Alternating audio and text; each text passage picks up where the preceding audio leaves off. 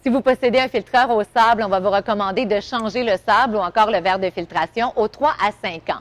Entre ça, on va faire de bons nettoyages. On peut le faire en début de saison, mais il n'est jamais trop tard, même si vous trouvez là, en cours d'été que vous avez de la difficulté à conserver une eau bien claire, bien propre et limpide. La solution est peut-être juste ici. On va nettoyer le verre de filtration ou encore le sable. Dépendamment de la succursale Trévis où vous vous présentez, vous allez retrouver soit le nettoyant à filtre ou encore le Filter Bright.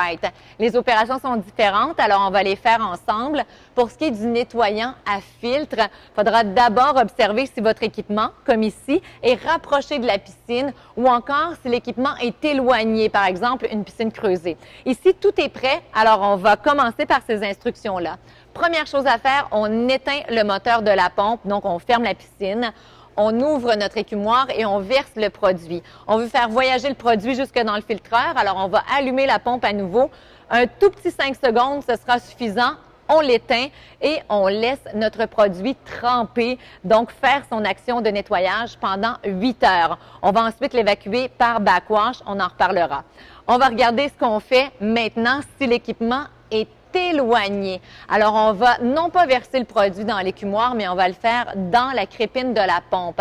Alors, pour ouvrir la crépine de la pompe, référez-vous à notre tutoriel sur le nettoyage du panier de la pompe. Vous saurez comment l'ouvrir de manière optimale. Une fois que c'est fait, on va verser notre produit dans la crépine, on va la refermer et on va ouvrir la pompe jusqu'à temps qu'on ne voit plus de liquide rose à l'intérieur. Ça voudra dire qu'il est rendu dans notre filtreur. Alors, on éteint tout ça et de la même manière que les étapes précédentes, on laisse tremper un bon 8 heures. Pour évacuer le produit maintenant, on veut à tout prix éviter de le retourner dans la piscine. Là, tout ça doit s'en aller à la rue. Alors, c'est un backwash, un nettoyage à contre-courant qu'on fera une fois que les 8 heures de trempage sont terminées avant d'ouvrir la pompe. On va positionner notre poignée sur la position backwash. Et une fois que c'est fait, on met tout ça en marche.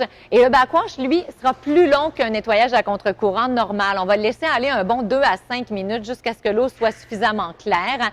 C'est donc important, puisqu'on va évacuer beaucoup d'eau, d'avoir un niveau d'eau plus élevé qu'à la normale. Alors, pendant le trempage, si l'eau est à un niveau seulement régulier, là, aux 3/4 de l'écumoire, profitez-en, mettez le boyau d'arrosage dans la piscine et amenez votre niveau d'eau au-dessus de l'écumoire. Comme ça, une fois le nettoyage à contre-courant terminé, vous serez juste à la bonne hauteur pour pouvoir vous baigner et profiter de la piscine.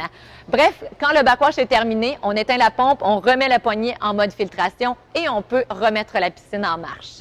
Ça conclut les instructions pour le nettoyant à filtre. On va regarder comment on procède maintenant avec le Filter Bright. Le Filter Bright va être déposé dans l'écumoire. Alors, on éteint la pompe, on verse notre produit dans l'écumoire et on allume à nouveau la pompe jusqu'à ce qu'on ne voit plus de cristaux. Alors, dès que les cristaux ne sont plus visibles, ça veut dire qu'ils sont rendus dans notre filtreur. On va éteindre la pompe et on va laisser le trempage se faire. Dans ce cas-ci, c'est 12 heures, donc on peut le laisser toute la nuit sans aucun problème. Et au petit matin, on place la poignée en position backwash, on allume la pompe et comme je viens de vous l'expliquer, on va laisser le backwash, le lavage à contre-courant se faire de manière prolongée jusqu'à ce que l'eau soit bien claire.